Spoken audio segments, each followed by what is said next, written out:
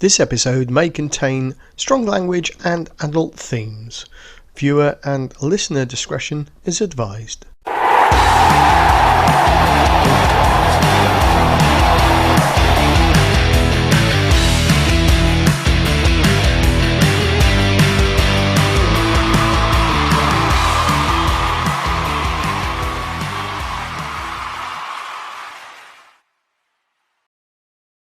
Good evening, good afternoon, good morning, good wherever you are, and welcome one and all to this week's 22 Dropouts. We're glad to have you with us, mainly because I've been sat here on my own for half an hour waiting, but there's another podcast all about that story. But look, live, fresh off the press. Fresh off a plane, you mean? Yeah, fresh off a plane. Put the mask over your nose. You'll catch COVID, lad. It's falling off. Fuck off. It's a good job we have a foul language warning on this show, isn't it? By the way, I'm just going to look at this screen because I forgot to start my stopwatch. There you go. So, Jules, you've just cleared customs. Sorry, I couldn't hear you then. You've just cleared customs. I've just cleared customs. There were a lot of people in customs, to be honest. It was full of officers there. Yeah, they're waiting for you because we told them. They were waiting for me, but they didn't get me because I was in disguise in the Swedish Rugby Union t-shirt. It's because you got the mask on, mate. You just got the mask on. Nobody can tell. But we did tell them you got £5 of cocaine in your backpack, so you might find them waiting by your car. I did pick up a bottle of rum in Serbia though for like €32, so quite happy. Nice. If you drink rum, that's very nice. So you've been in Serbia this weekend. You mentioned it on last week's show. I have. I was supposed to be the performance reviewer for the European Conference 1 men's tournament. But you say supposed to be. What happened? The referee manager turned up at the airport, had the wrong COVID test. So I kind of got promoted into 2 jobs. So did Philippe on the women's tournament. So the 2 of us were doing the job of 4 people. I thought you were about to say the referee's passport ran out 2 days before. We've had that referee on the manager, show before. Yeah. And you had to referee the game. No, I think he had an antigen test, not a PCR test, when he got to the airport. I'm not sure. I haven't confirmed that story yet, but that is what I've heard so far. And do you want to give him a shout out for being stupid? Chico, you're a plonker. You owe me a bottle of grappa. There you go. And I'll see you in Riga. You'll see him in Riga. So you in Stockholm at the moment then? I am just arrived in Stockholm, yeah. And it doesn't look that busy there, mate. It's not. It's quite quiet in the airport. I think there's only 2 flights landed. My nose keeps falling out this mask. No, your mask keeps falling off your nose. It's the wonderful shape of your nose that does it, mate. It's because I'm talking all the time and my chin keeps wagging the damn thing now. No, we had a great team of referees out in Serbia anyway, and some good rugby. Only a few coaches complaining. Only a few? That's 4. unusual because there's only 2 of them. Well, only 4. Well, there were a lot of teams there. There were 9 men's teams and 9 women's teams. Oh, okay. But of all of those, only 4 complaints. Because that's all we say. To be honest, we looked at the video after some of them and went through those video clips in detail, zoomed in on them because we had high quality video on there, and they were wrong on basically all but 2 of them. So two justifiable issues from coaches for a whole day of rugby. Yeah. I'll buy that for $1. To be honest, on one of them, I actually went to apologise to the coaches before they came to me. So don't say that. Don't say that unless you're going to name and shame the referee, which no, of course I'm you not can't name and shame do the referee. because you're now with Rugby Europe, so that would be unprofessional. They know who they are. They know who they are. If we watch the video, will we know who they are? You'll know who they are. Yeah. It was a bit of a big cock up, yeah. Right. Okay. Look, we all have them. You show me a player that hasn't had a big cock up in the game. I know. Talking about players, the players made more mistakes than the rest. Let's put it that way. Exactly. Talking about players who make mistakes. Hello, Mr. Hughes. How are you? I'm very well, thank you, mate. You've never made a mistake once. Yeah, I definitely made one once. I think. Once. Yeah, a long time ago, but yeah. So we'll come to Tom in a minute. Reedy, you've never made a mistake, have you, bud? No, never made a mistake. Like perfection across the board. Proper referee, that is, Tom. Proper referee. Not like Exactly. the crap you get these days. Not like the crap you get. Anyway, we're going to say goodbye briefly to Jules as he navigates through the rest of the airport until he can get some battery into his phone as well. And he's going to join us from the car park a little later on. Yeah, it's just gone red now, so I'll leave you and I'll be back later. All right, mate. You be good. We'll speak to you in a little bit. Anyway, Tom, how are you doing, man? I'm all right. Yeah, not too bad. Not too bad at all. You're looking good these days, got to say. Thanks very much. I like that these days. You're not with the stress of when you were refereeing me or the like. I'd never be like that. In fact, do you know what? I'm with you 100% on just how lockdown has affected us all. And I'm going to show you what I mean by this, because I've got a little bit of a before and after the lockdown photos of you. Yeah.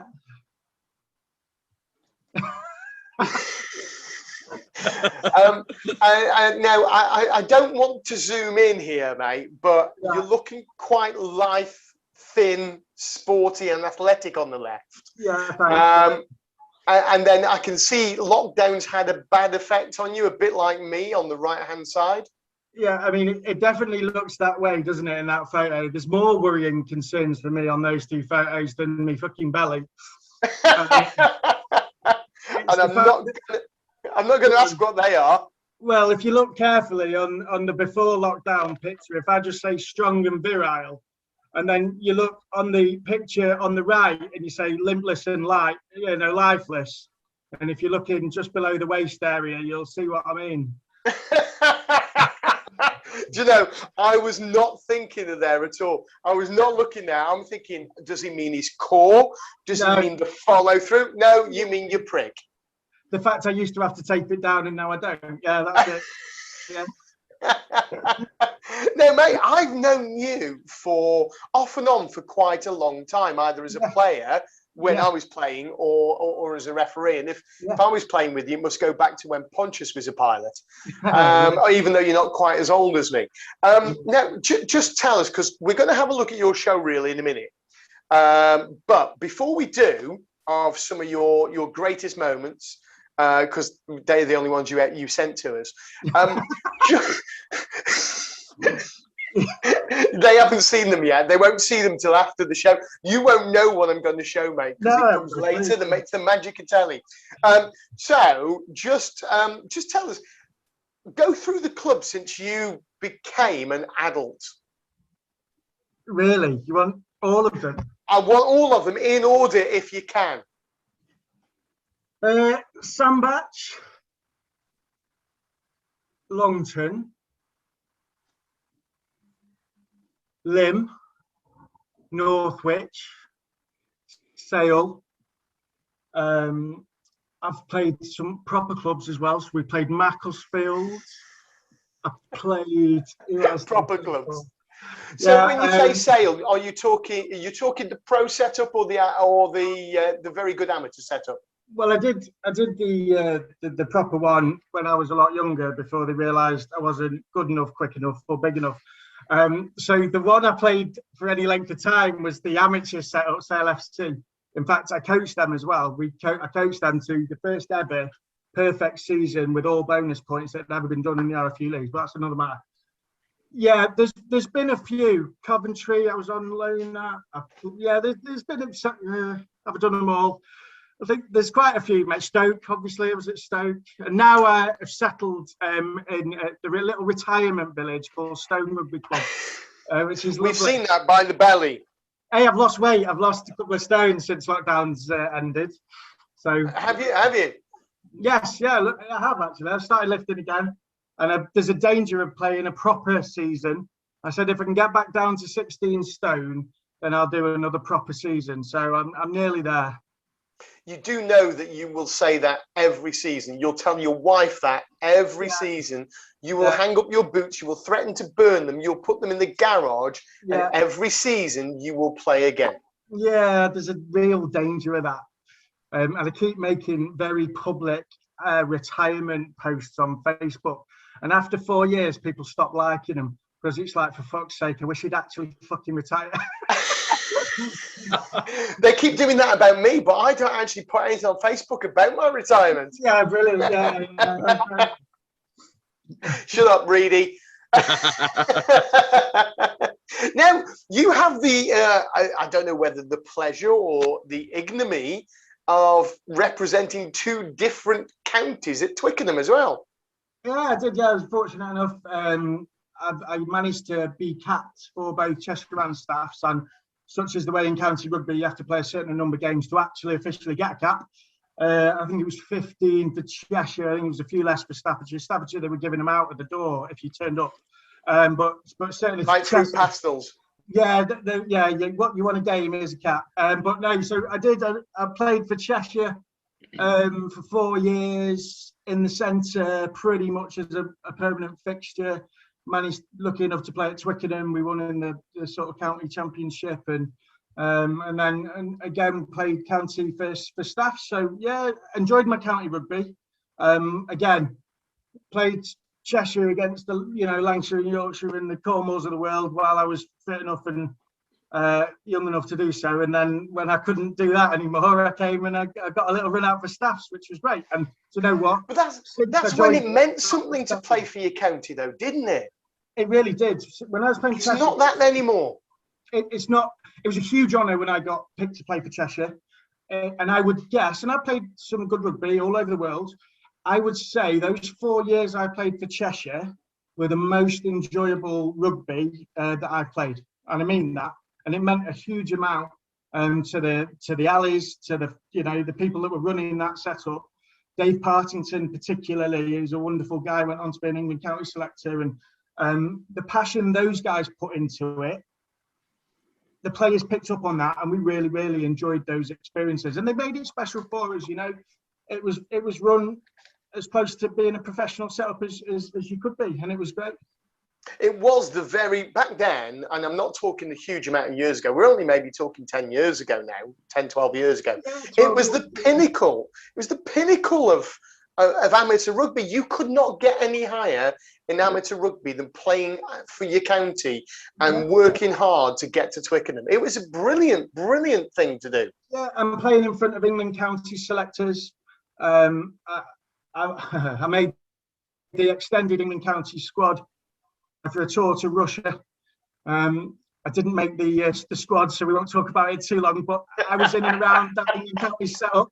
I didn't make the plane, but never mind. And even that opportunity to play England counties with lads from 2 leagues above in Nat 1 Championship, and I played for Cheshire alone. We played with Sam Dickinson, who went on to play for Northampton, Pat Leach, who went over and played in Wales, played professionally, Fergus Mulcrone, Charlie Mulcrone. These guys were playing county rugby, and that's alongside lads like absolute stalwarts of the game, people like Tom Eaton, Gavin Woods, that had been that loved their county rugby. Keepy, who's with SLFC and taking them. It was a real honour to play with these guys, and you had good lads coming through on the way to the Premiership, and you had lads coming down that had been there, and it was quality. I remember some of the training sessions we used to have at sort of Chester Rugby Club, and even though we'd all travelled to get there, and it was kept like the club rugby was over, and we had real quality sessions. Coaching was good, run-throughs were immaculate, and it was great. It was really good. And is that so this picture we're just going to see now, you having a giggle with Clyde Woodward, where was that from? So this one's actually from St Mary's University. He was there on a day. I was doing some work for my current profession, and he was there, and he was doing some media shots, and we were chatting rugby. And as two coaches do, because I was coaching as well at the time, as two coaches do, before you know it, we had everybody all over the place. We were spacing people out. We were talking through bits. And I've actually, I don't know if I'm embarrassed to say or not, but I've got an England World Cup winning tattoo on my leg from 2003 that I got. I'm glad you said leg. I'm glad you said leg. I got it about 18 minutes after the final whistle with about 18 pints inside me when I should have been playing for Sandbach against Crewe and Nantwich. But that's a different So I got this bloody tattoo, and it's the worst tattoo you'd ever see in your life. Do not make me crash the car with these stories. Sorry, no, Jules, you're sat in the car park. No, I'm driving down the motorway. So, safety first, kids. Safety first. Now, Tom, did and he you wanted get... to sit, they were doing a TV programme on him. So during the day while he was at St Mary's University, they were doing a TV programme. And I just mentioned to him that I'd got the shittest World Cup winning tattoo that you've ever seen. And he made me get it out for the camera crew, my leg, in the middle of St Mary's University. So the camera crew and this very attractive lady that was walking around and doing all of his interviews.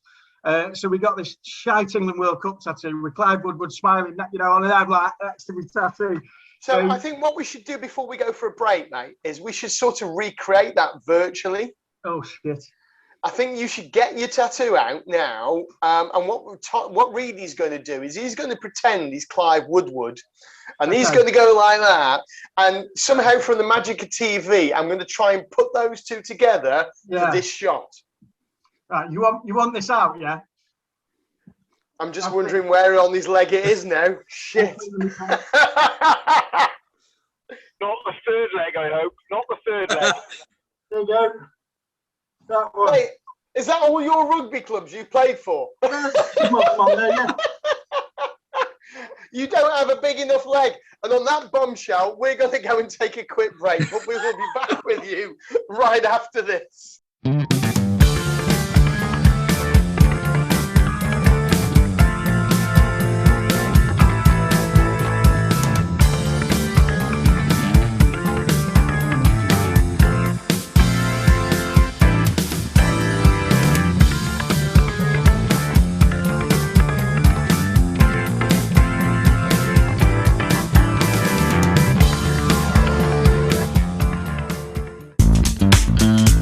When you need clear and concise match official communication systems, look no further than the brand new AXIWE AT350. Radios are always useful, they always help us, especially the AXIWEs, where all three of us can be open at any time, we can have open communication. Available now from refcomsglobal.net. Investing profits into match official development worldwide.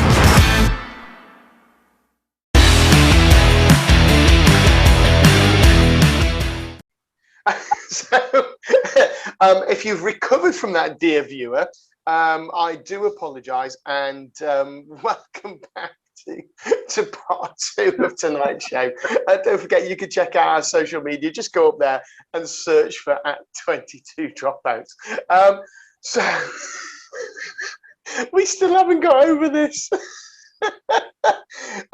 What else is tattooed on your leg, Tom? There's a few bits. There's a wheat sheath, the sort of Sandbach, Northwich, Cheshire. There's a Staffordshire knot. Hang on, 3 in 1. You can't have that. You got to have 3 different tattoos, lad. I was running out of space, mate. My legs. All money. Yeah, that's it. Money as well. There's a Great Britain Rugby League tattoo. I was lucky enough to be capped for Great Britain Rugby League, but we don't mention that in too many places. So at least this isn't going out. Well, we don't mention it in front of your dad. No, that's a certain, yeah. So for those of you who don't know, Tom, who are you thinking, hey, Tom's a good lad, he knows his stuff about rugby. Yes, he does, because just tell us who your godfather is, Tom. So godfather is a gentleman called Mike Hamlin that's currently the head of European Judiciary and has done that job now for 2 to 3 years, having refereed at the top level for about 12 years before it became sort of professional. So that's the godfather. And then, are there any other relatives before we touch on your dad? Relatives wise, well, no, there's a lot of players played at decent levels, uncles and things like that, but nobody that would stand out for you. And then everybody will, once you say his name, so say my name, that song, once you say his name and what he's done, everybody will go, oh yeah. So I'm not taking anything away from your achievements, Tom, because I don't think your dad can ever match your shit tattoos on your leg. No. And if he can, he's definitely coming on this show. He is so coming on this show if he's got tattoos like that. But just tell us who your dad is. So he's a man with the name before the face. So we're going to Graham Hughes. So Yeah, no, Graham Hughes is my dad. So he's done a little bit, I suppose. He's got over 100 international TMO caps now, and he's been to 2 World Cups. And before that, he was capped. I think he did Australia A and Scotland A, even as a ref on the pitch. So and he'd been at the top level for a few years before he took up the TMO. But yes, no, it's the man with the name. So. He's the one that laughed during the final, the Premiership final, when that try was scored under the sticks and it was all level and there was 30 seconds to go and they went, let's go to Graham Hughes. So his mug's on TV. They don't show the TV on the TMO very often, and he's pissing himself laughing. And you're going, for fuck's sake, Dad, you've just made it onto TV. This is the biggest game of the season. It's all level. The refs asked for help. And you've gone, yeah, thanks, mate. I was on a bloody stag do in Newquay when he's on this bloody big screen and 6 people turn around and goes, "Are you all right?" No, I've never seen him before in my life.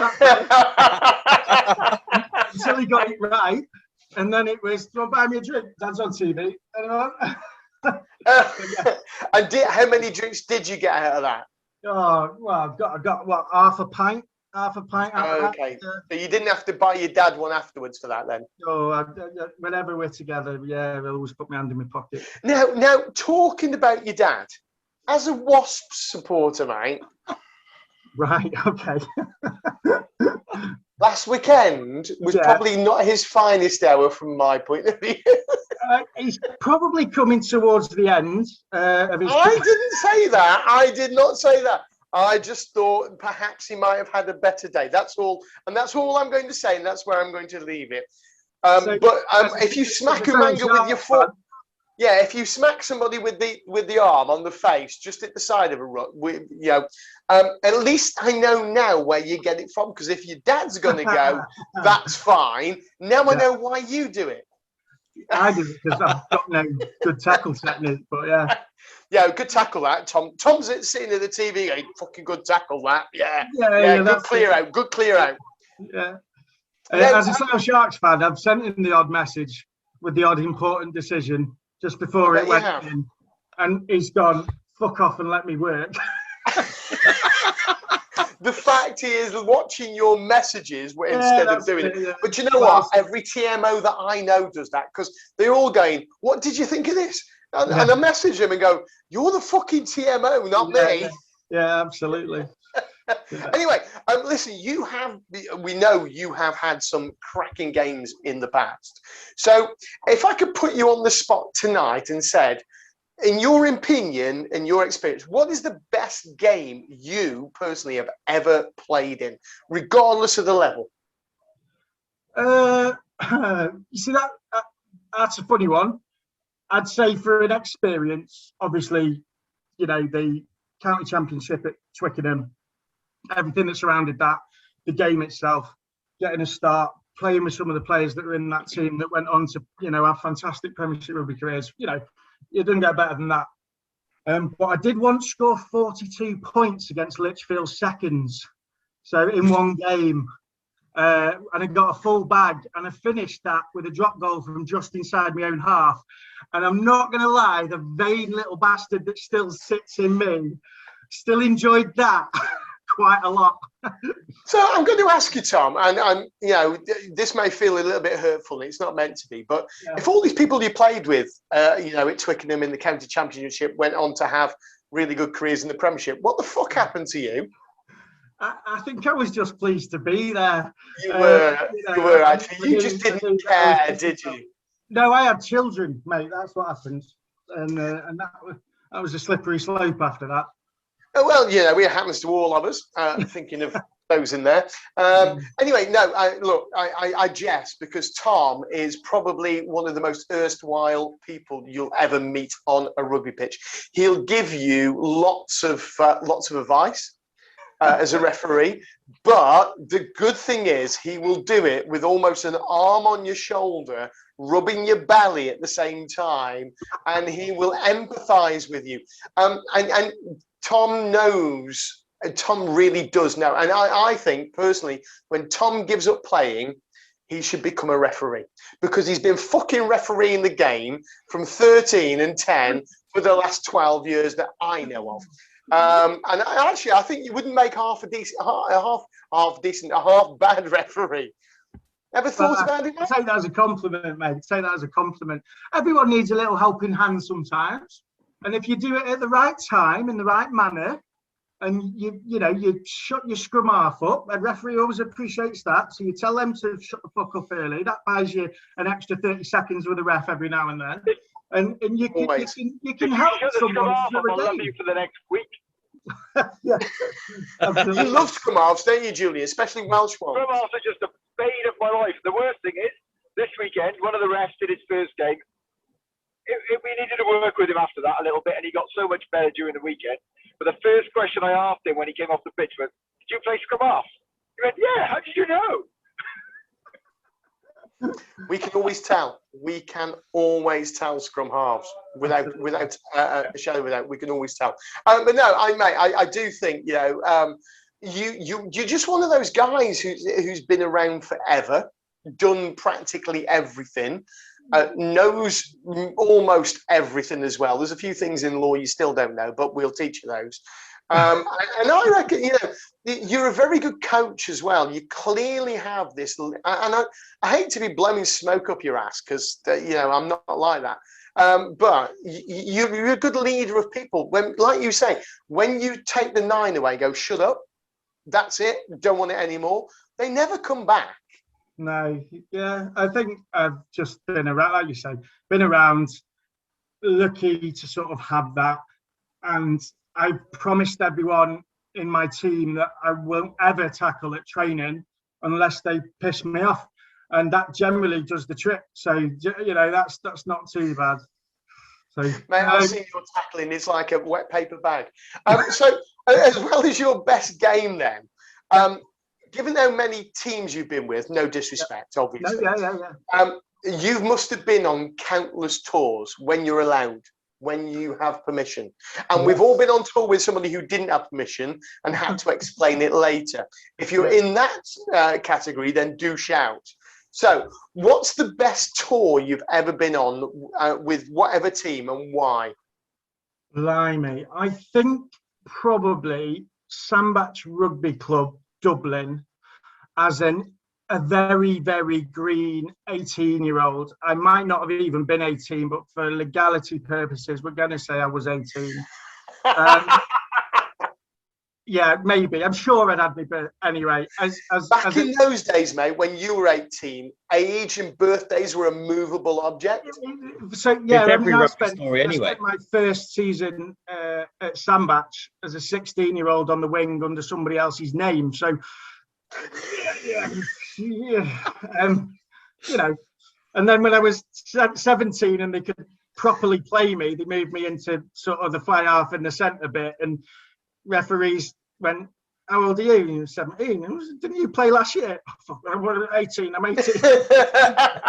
It's my birthday yesterday, I forgot. Yeah. So no, that Dublin tour has so many memories, because there was a group of colts at Sandbach at that time that were very successful, and we were transitioned into the seniors really well, 3rd team, 2nd team, 1st team, and we had a real camaraderie with the senior guys there. And we used to drink at the club after the game. The guys who are me now, your mid Coca-Cola, obviously, because you were not 18 at the time. For story purposes. But we used to go on puppy walks. So they used to take us on a puppy walk. So one of the senior guys had adopted one of the juniors, and we'd go on a puppy walk, and they'd take you to 5 or 6 pubs on the walk into Sandbach, and they'd get you pissed. And it was great team bonding. And we went on tour, but we went on tour with some of the most fantastic senior Sandbach stalwarts, the hardened guys that have been around forever. And we thought we knew what was coming. And 3-4 days into this, and you're crying to allow them to let you go home, please.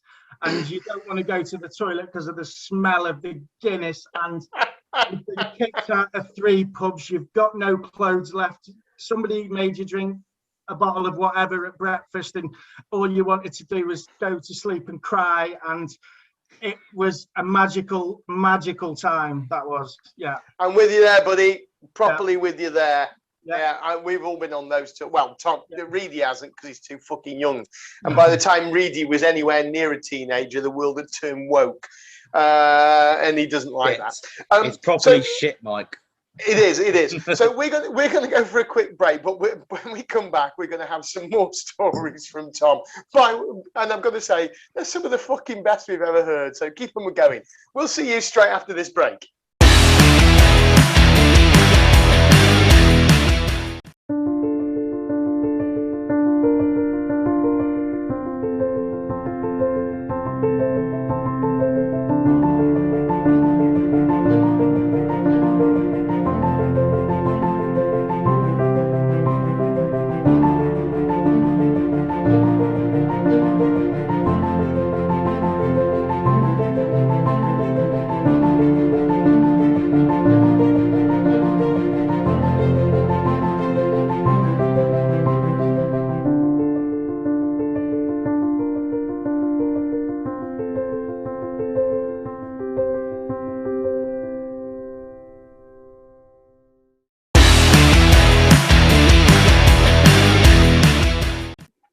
And welcome back, everybody, from sunny Stockholm. And all the, if you're interested in all the funny web stuff, all that we've got on there flying around the screen on there, look up, look left. I'm not going to do it because I'm driving a car legally right now. Now you know why I always bring us in from the break, because these guys, whenever I put them on the spot, fuck it up. So welcome back to tonight's 22 Dropouts. At least I don't fucking go and nobody else does. Where tonight we're joined by, I'd say, player extraordinaire for so many teams that we can't mention, and of course, very, very famous and legendary because of his dad. Now, we know people like that, don't we, Reedy? We know somebody whose birthday it is today who's a bit like that, don't we, Reedy? Yeah. Who's famous because of his dad. So happy birthday, son. And do you know what? I'm going to show you a photo now that I took of him in the pub a couple of hours ago, because Reedy, you know just how long he's been trying to grow that beard for. And it sort of comes in patches. It's like... It's fucking dreadful is what it is. It's fucking dreadful. Well, here it is tonight on his 21st birthday. Take a look at this. Mate, what's going on here? Sunshine. And he keeps missing these bits here. His face just doesn't grow with them there. If he gets an eyeliner pencil, he can colour them in. The good news is he's got a show this Saturday, which means he's got to shave that fucking thing off. It's taken him 4 months to get that far. He stuck it on with his mum's mascara, didn't he? He doesn't need to shave it. Just get the cat to lick it off. Yeah, I was going to say, mate, I'm not sure that's his mum. Licorice spat on him. That's what it is. Somebody eating licorice has spat on him. I just think he's just put some prick stick on and gone down on a lady. But there you go. He should be so fucking lucky. He should be so lucky. So should you, Tom, actually. That's never going to happen. Anyway, so I can go hands-free now. I'm at traffic lights. I hope you're hands-free before, Sunshine. Otherwise, what were you doing with your hands apart from driving? Sorry, sitting in the car park. It's Stockholm Sitting Airport. in a car park, yeah. Sitting in a car park.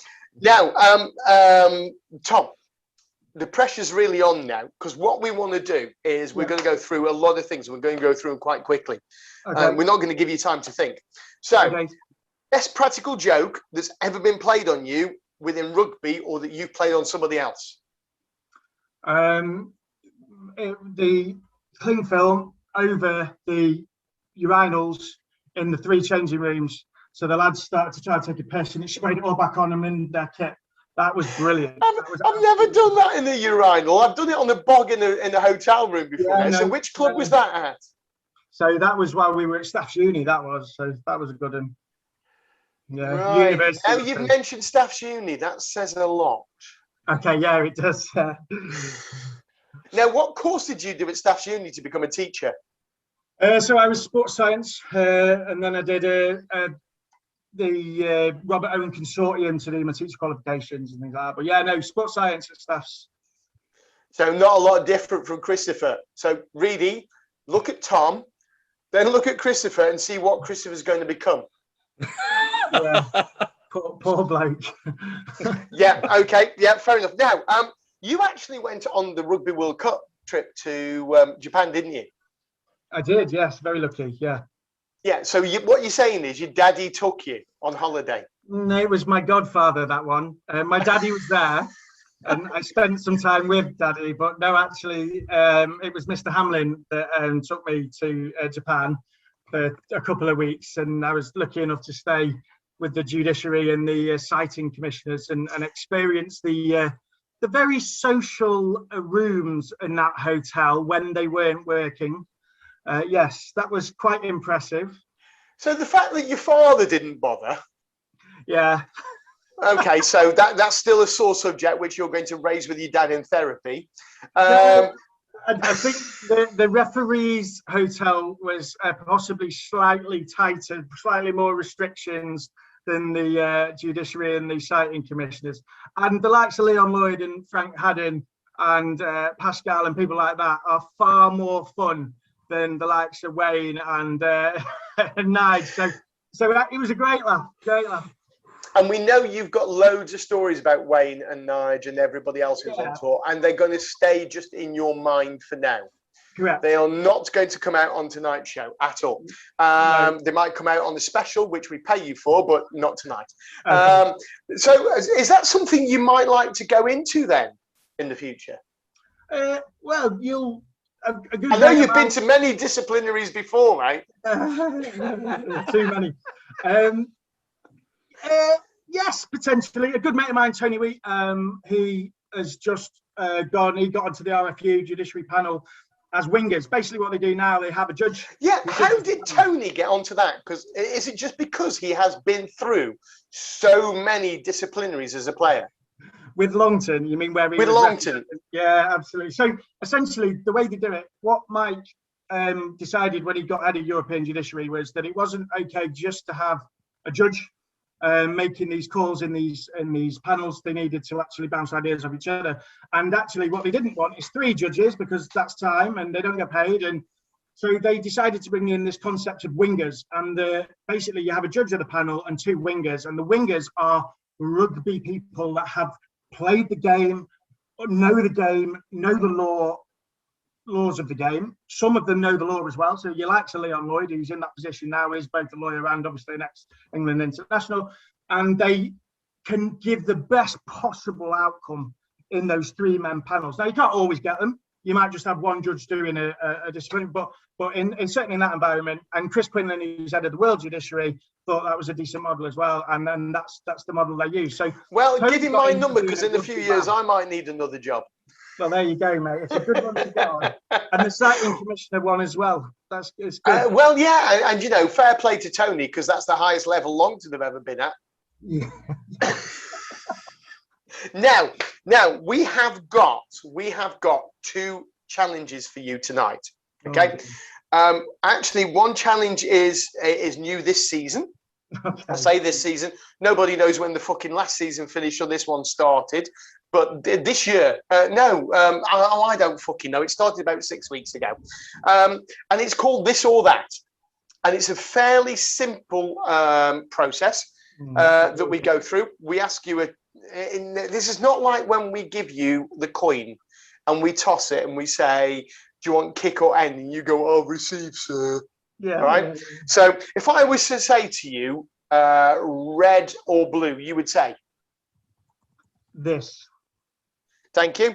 So we've really got the concept. Bear in mind, Stone play in red. So you said this or that, so I was red. So okay. Right. Okay. We're going to have problems with this one, aren't we? So it's a quick fire round. Don't think. Just answer. I'm going to look over here because I've run out of toner on my printer. So don't worry. I can't have my script right in front of me anymore. So Sam's not here tonight because he's, well, everybody knows why. which is why we're all giggling. Sam, we love you. Come back, mate. Come back. So, Tom, can you put 90 seconds on the clock, please? He's not going to do it. By the way, Tom, sorry, I mean Reedy. Tom, yeah. He's not going to do it. It just sounds good for TV. Okay? Right. Okay. And when we finish, he's just going to come out with some jingle that he's going to sing, which actually makes it look like we've just hit the right time. But I can't wait for the jingle. That's the best. Yeah, and you know, none of this shit will be on the show. I get that. Yeah. You've not watched this show, have you? Right. Okay. Are you ready, Thomas Hughes? Tom, let's start the clock. And Tom, your first question: sauna or ice bath? Sauna. Fish or chips? Chips. Ketchup or brown sauce? Ketchup. Netflix or Amazon? Netflix. TikTok or Tinder? TikTok. Careful. TikTok. I'm married. Cardio or weights? Weights. Xbox or PlayStation? Xbox. Golf or gym? Ooh, golf. Chips. Flip flops or sliders? Flip flops. Oxfords or brogues? Brogues. Blondes or brunettes? And remember, I know your wife. Yes. Boobs or bum? And remember, I know your wife. Yeah, boobs. Is that safe on that one? Pancakes or waffles? Pancakes. Coke or Pepsi? Coke. Ale or lager? Lager. Oh. Tea or coffee? Coffee. Playing for Cheshire or playing for Staffordshire? Cheshire. 7s or 15s? These days, 15s, because you don't have to run around as much. I was better at 7s though. Wayne Barnes or Nigel Owens? Oh, Wayne, because he might bring Polly. Whistler, no, that's for referees. I don't know why I've left that in there. Pass the ball or run with it, and I know your play. Run with it. Yeah. Bacon sandwich or sausage sandwich? Bacon. Tom, Reedy. The good thing is, what I'm going to do now is do Reedy a 3, 2, 1 countdown, and you'll never know we fucked that up. You ready? Well, I'm going to do it again. Yeah, you got to do it again. You got to do it again. Ready? Do. Mate, that's the worst fucking end to a countdown I've ever known. It is. It's the countdown ending. But they were both shit. They were both shit. Jules, you were supposed to talk to your brother about writing as a jingle for this. I was, but I haven't spoken to him. I've been so busy. And talking about your brother, did you see the video I put on the group about Ethan and his helicopter? I watched it last night, and Sam kept asking me, "What the fuck is that about Ethan?" I'm like, "It's not that Ethan. It's my nephew." Right. So listen, we're going to have. Where are we on time? Oh, we're running out of time, so we're going to have to go through these really quickly. We're going to psychoanalyze you now, mate, based upon your answers. So, sauna or ice bath? You went for sauna. Yeah. Sauna. I was in one last night. Yeah, that's because you live in Stoke-on-Trent or Staffordshire, and there's no way you're going in a fucking ice bath up here. No. Chips, yeah, I've seen you eat. Yeah. Ketchup, I've seen you eat chips with ketchup in the pub with your lager. So there you go. Yeah, so that's answered those three. Mate, TikTok, obviously. Absolutely correct. Did you say golf over the gym? So I've recently, in attempting to actually retire, just bought a golf membership at Trenton Park. Man, I did exactly the same thing, but not on that club. So, and I'm not great. I probably can get round playing to about 18, but I had my first eagle the other day on a par 5, and I've got slightly obsessed with the game since then. You're not allowed to shoot eagles. That's illegal. You get arrested. We don't have golf. I live in Leek. We don't have. We have golf club. We have golf clubs, but actually, there's more shotguns than there are golf clubs around where I live. Absolutely. I got 2 sets of golf clubs in the boot. What handicap you playing off? like I say, playing probably to about 18. 18, right? I'm on double that probably. I might win the odd Stableford comp playing off that as well. So. When you said 18, I thought, when you said I can manage 18, I thought you could just manage 18 I holes. thought you meant holes. I know nothing about golf. The last time I hit 2 balls in a straight line together was when I stood on a fucking garden rake.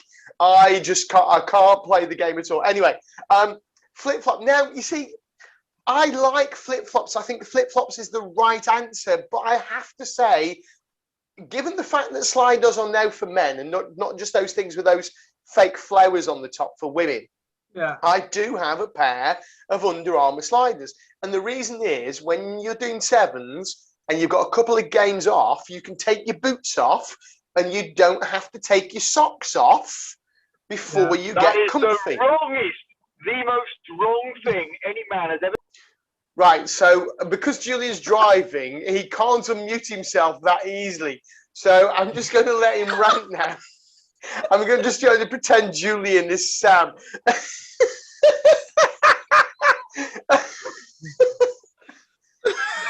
Still going. Of course he's still going. Jules, unmute yourself, man.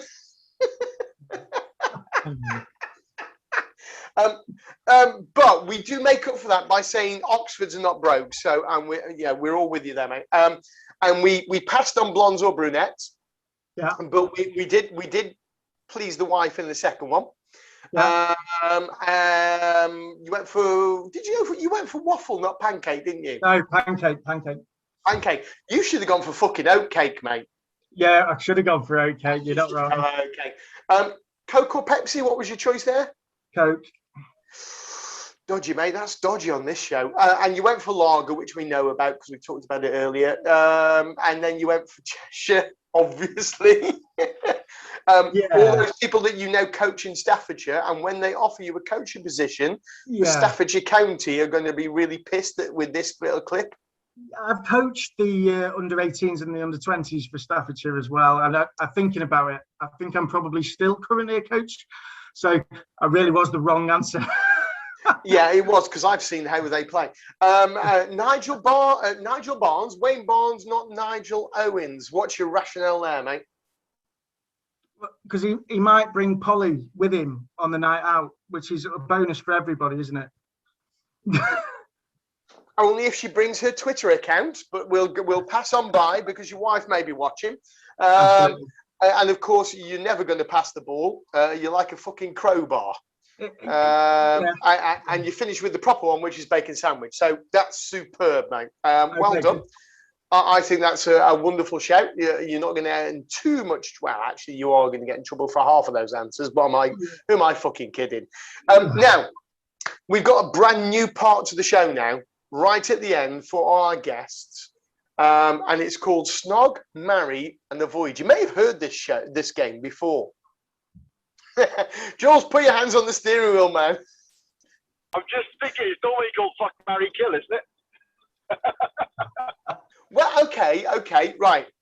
Tom, you've got a choice now as to whether you play Snog, Marry, Avoid or Fuck, Marry, Kill. Snog, Marry, Avoid, please, if that's...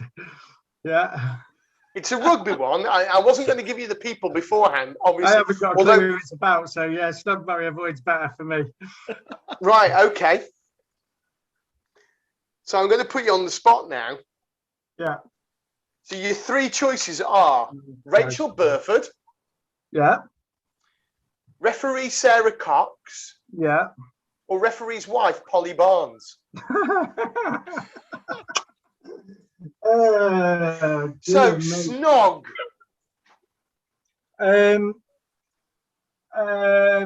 Oh God. There. You'll Snog Rachel Burford. Shall I just text Mike Friday now and tell him? Yeah, go on. It's quite early where he is. He's in New Orleans at the moment. So that was Snog is going to be Rachel Burford. So now you're down to Polly Barnes and Sarah Cox. Yeah. Marry. Well, obviously, Polly's already married, so bigamy's just not. It's not big. It's not clever. So we'll marry. I don't know if she's married. Is Coxie married? Is she? Probably. I don't know. This is horrible. I'll marry Coxie and then I'll text Polly to say I'm sorry for avoiding her.